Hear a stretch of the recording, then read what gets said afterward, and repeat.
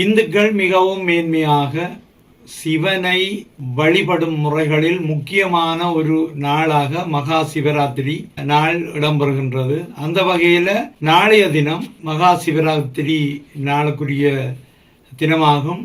வவுனியா வடக்கு பகுதியில் உள்ள வெடுக்கனாரி மலையில் அந்த சிவராத்திரி தினமானது அனுஷ்டிக்கப்பட இருக்கின்றது.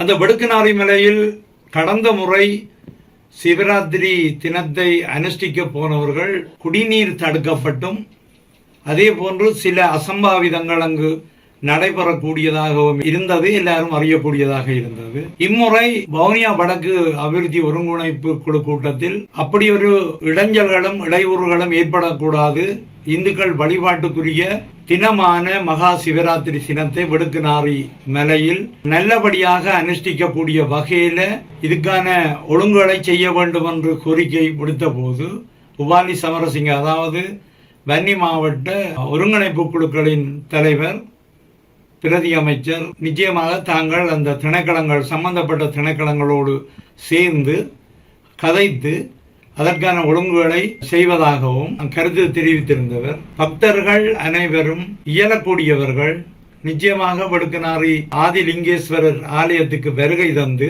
இந்த தினத்தை நல்லபடியாக அனுஷ்டிக்க வேண்டும் எனவும், எங்களுடைய இடங்கள் விடுபடக்கூடாது, அப்படியான ஒரு முக்கியமான மிக முக்கியமான இடமாகும் ஆதிலிங்கேஸ்வரர் ஆலயம் வெடுக்கனாரி மலை.